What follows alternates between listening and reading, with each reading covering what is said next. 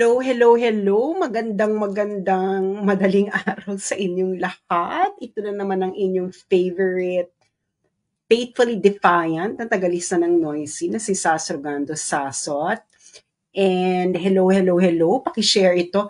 Diba ang aga-aga nating magla-live. Siyempre, kailangan nating mag-live para iwas impersonation reporting. Ayan.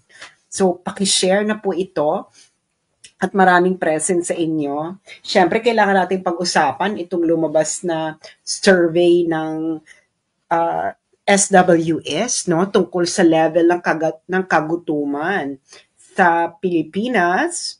Pero bago ang lahat, i-share nyo muna ito ng may mapulot naman ang mga tao na hindi na lang puro chismis ang inaatupag. Ayan. So I think alam nyo na ang naging chika. Dahil naglabas ng survey ang SWS, papakita ko sa inyo, March 29 lang ito. This one. So, papakita ko. So, ito lang, kakalabas lang nila ng survey. At ang nag-commission pa nito ay ang anti-Duterte Stratbase. Stratbase kasi is an anti-Duterte think tank. So, makikita natin yan. Actually, very pro-BBM pa nga yung Stratbase, no? Stratbase. Ngayon, ang makikita nyo dito is makikita nyo na moderate hunger, 21.0%, severe hunger, 6.2%. So, ibig sabihin ng moderate hunger po, ito po yung paminsan-minsan nagugutom. Ang severe hunger is always. Okay, so this is self-rated. So, kung makikita nyo dito, ito yung kanyang average. Itong madalas yung nakikita, average na yan. So, kung makikita nyo yan dyan, grabe na yung level ng taggutom, no? Ito yung breakdown yan, no? So, makikita nyo dito, ang severe hunger, always na nagugutom, ng March 2024 survey, 5.1%. Okay, mas mataas pa actually nung pandemic ko, 5.0. Okay, 5.0% lang nung pandemic ng 2020. So, ano na talaga to? Kakaibang level. Okay? Kasi kita mo biglang tumaas.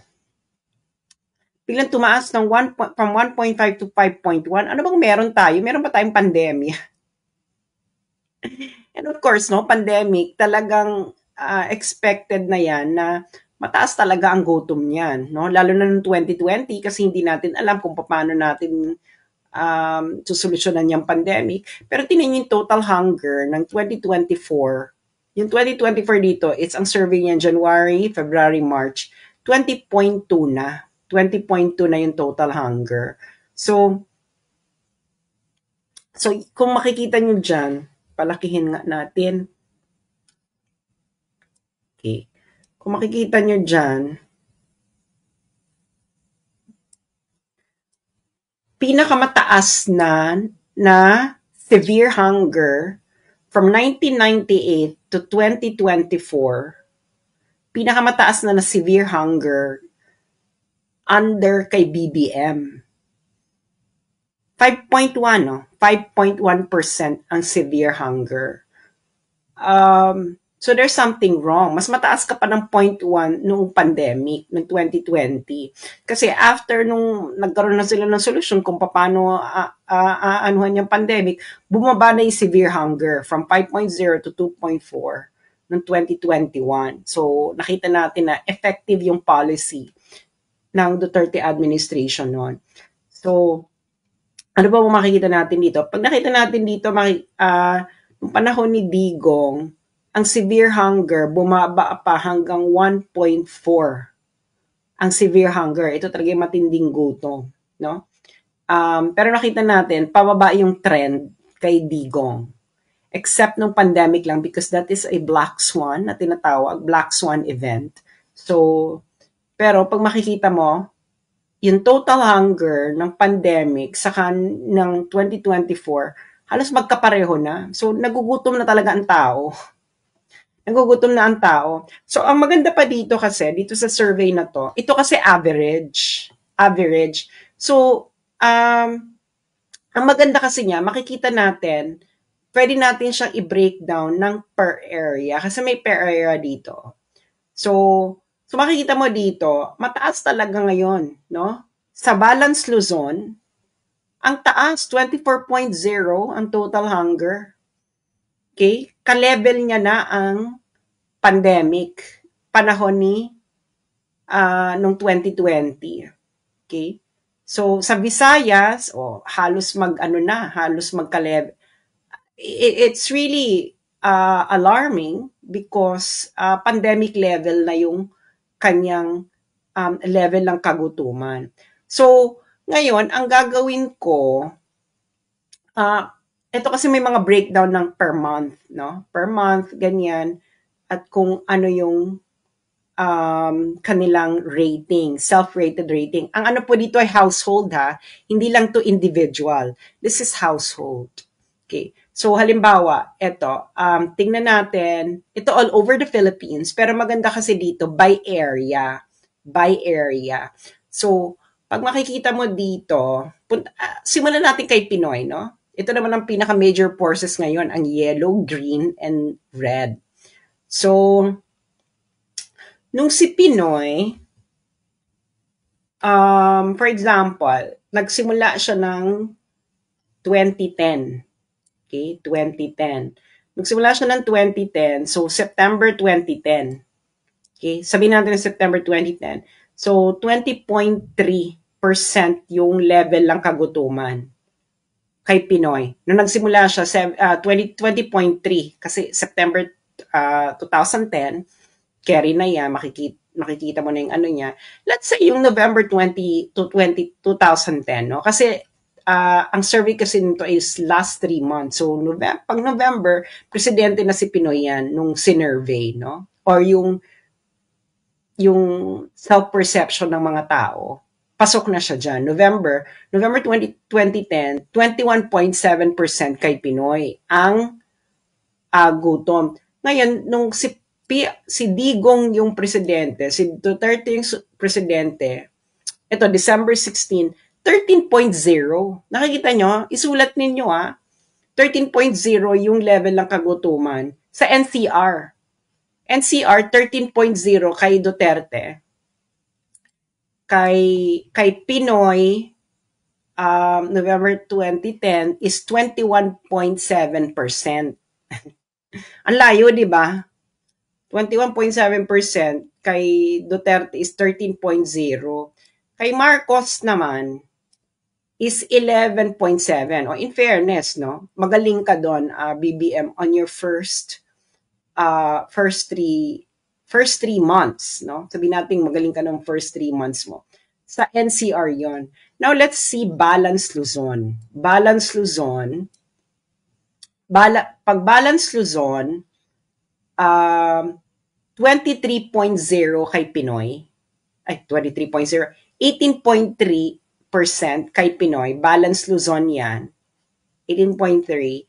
Kay Digong naman, noong 2016, 15.0.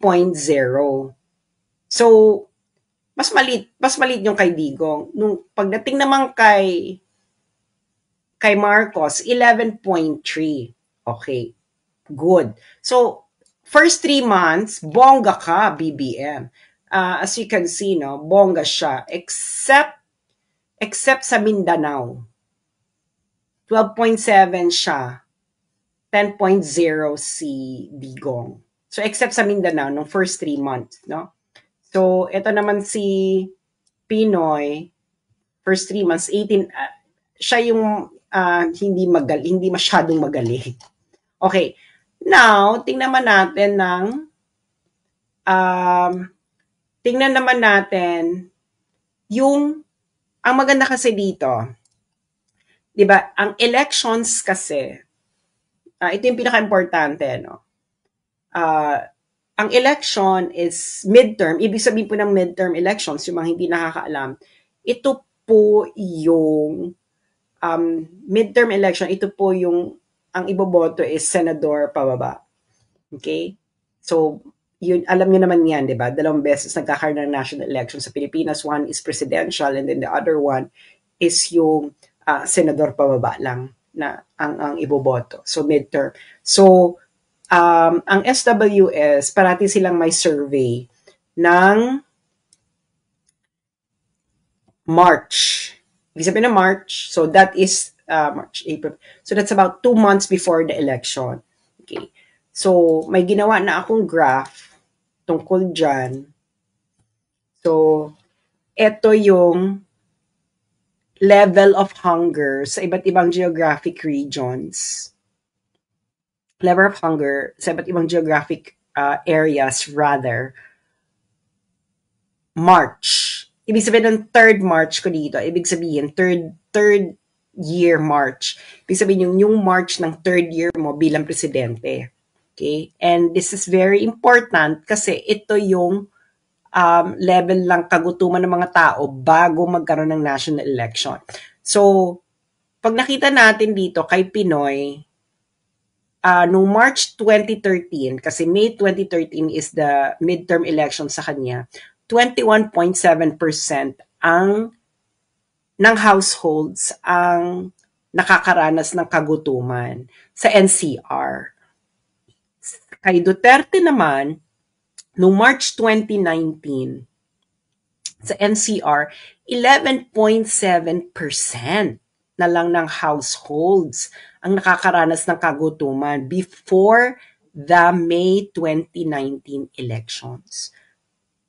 Kay BBM naman, before May 2025 elections, 28.3% ng households sa NCR ang nakakaranas ng kagutuman. Sa NCR yan. And ang source natin, again, pinakita ko sa inyo, is Social Weather Station, KSWS. Ngayon sa Balance Luzon naman, okay, so medyo naging magaling dito si Pinoy, no? 14.7% noong March 2013, that's before the May 2013 elections. Kay Duterte naman is 10.3%. Okay, that's March 2019 survey, that is before the May 2019 elections. Kay BBM naman, 24.0% ng households sa Balance Luzon ay nakakaranas ng kagutuman. So, this is before the May 2025 elections. So, sa Visayas naman, okay, medyo magaling pa din dito si Pinoy. 15.0% ng household sa Visayas ay nakakaranas ng kagutuman before ng March 2013, before May 2013 elections. Kay Duterte naman, 10.0%. Kay BBM naman sa Visayas, 33.7% ng household sa Visayas ay nakakaranas ng gutom as March 2025 survey shows. Ang taas nun, 33.7%. Okay. Ano lang po to, March 2025 survey. Hindi po ito yung average. Ito yung sinasabi ko is ito yung pinakahuling survey ng hunger before magkaroon ng midterm election. So, wag kayong na pandemic ito or whatever. No. So, sa Mindanao naman, dito, sumemplang dito si Pinoy, 29.2% ng households sa Mindanao ay nakakaranas ng gutom before the May 2013 elections. Kay Digong naman, it was 6.1% of households before the May 2019 elections. Kay BBM naman sa Mindanao, 27.3% of households sa Mindanao ay nakakaranas ng gutom before the May 2025 elections. So ano nakikita natin dito, no? Um, I think dapat tayong magnilay-nilay kung anong ibig sabihin nito dahil ang taas nitong kay BBM before the May 2025 elections. So there must be something going right dito sa admin ni BBM, no? Kung makikita natin ditong survey. Kasi this is before the elections, May 2025. This is not an average, but this is uh, each of them, ang data dito is all the third year March. Ibig sabihin, March ng kanilang ikatlong um, time as president. So, and this is very crucial because this is before the election. Okay? Kay Pinoy, before the May 2013 election, kay Duterte before the May 2019 election, and kay BBM before the May 2025 election. So, kung makikita natin dito, anong nangyayari? Bakit ang daming nagugutom? Ngayong before mag-May 2019 election, sa dami-daming bumabaha ng salapi at pinamimigay ang pera ng middle class, bakit ganito? What's going on? Hey, what's going on? Charot. Hindi ba? Oh, this is from SWS ha. So makikita naman natin na grabe yung layo, no? Kaya nga hindi nyo masisisi yung mga Duterte supporters kung bakit sila Duterte supporters dahil eto datos ito. This is before the midterm elections of each president. Yellow is for Aquino, at for Pinoy, green is for Duterte, red is for BBM.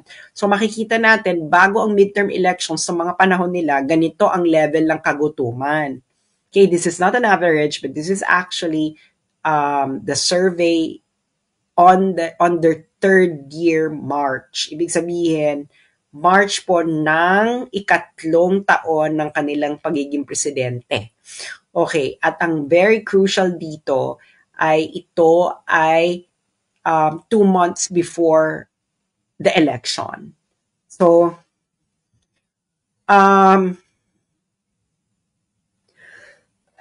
kaya nga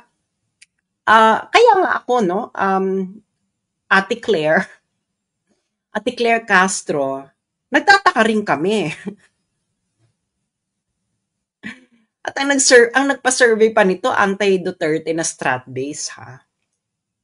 Nagtataka rin kami, hindi ba? Bakit ganito ang level ng kagutuman sa NCR, sa Balance Luzon, sa Visayas at Mindanao? Hindi ba? What's going on? Kayo na rin na nagsabi, ang dami yung program, pero bakit baka naman ibang kumain ng programa? Hindi ba? Baka iba yung kumain ng programa kaya ganyan ang eksena. So, ayun lamang po ang ating ngayon, maigsi lamang. Pero pag nilay-nilayan po natin ito, so uulitin ko lang, ang graph po na ito ang data po dito ay March lang. March of the third year of the presidency of each person. So, yellow is Pinoy, green is Duterte, red is BBM. Ibig sabihin, ito yung level ng kagutuman nung Marso ng ikatlong year nila bilang presidente. And this is very important because this is the level of hunger ng mga Filipino households 2 months before the midterm election. So, ang nakikita nyo ditong data ay March 2013 para kay Pinoy, March 2019 para kay Duterte, at March 2025 para kay BBM. So, this is from SWS, okay, Social Weather Stations. I-review nyo na lang ito mamaya para makita nyo. So, maigsi lang tayo ngayon, no? Kasi ako yung inaantok na. Ano lang ito, para pagnilayan nyo lamang po ito. At pag-usapan ninyo sa inyong hapagkainan, sa inyong inuman, sa inyong motel, sa hotel, sa lansangan. Tanungin ninyo ang mga kakampings, bakit ganito? Tanungin ninyo ang kung sino-sino, ang kapitbahay, kachismisan, katorjakan, at lahat-lahat na. Because this is the data from SWS. Okay? Ulitin natin. Ito ay ang data ng level ng hunger ng households sa mga geographic areas na NCR, Balanced Luzon, Visayas at Mindanao. Itong data nito ay March ng ikatlong taon ng bawat isang ito ng kanilang pagiging presidente. So, ang data dito ay March 2013 para kay Pinoy, March 2019 para kay Duterte, at March 2025 para kay BBM. So, 2 months before the midterm elections of each president. So, kayo nang humusga kung sino ang kung kanino kayo ba ay sa dilaw, sa berde, or sa pula. Madali lang naman, bahala na kayo sa dilaw, berde, or pula. You see the numbers, and bahala kayo mag-decide. Hindi naman ako mag-decide para sa inyo, no? Siguro naman may common sense kayo para maintindihan ang graph na ito, pero yun lamang po, no? Maraming salamat po. At sana'y patuloy po tayong magmatsyag. At alam niyo naman, no? Pinapaliwanag ko ang mga bagay-bagay sa paraan na maiintindihan po ng very payak at very aklaan. Charot. So maraming salamat, and i-discuss niyo po ito sa lahat ng dako ng daigdig. Thank you so much, and matutulog na po ako dahil hindi po ako nagpapahaba ng oras. Sadya lamang po ako yung masipag. Thank you so much, and good night everyone, and good morning sa iba, good evening pa lang dun sa iba. Ay, paggabi pa lang yun sa iba, pahapon or paumaga pa lang or whatever. Thank you so much. Hanggang sa muli, ito uli si Sasso Orgando Sasso at ang inyong faithfully defiant at tagalista ng Noisy. Thank you. And of course, hanggang sa muli. This is for the motherland.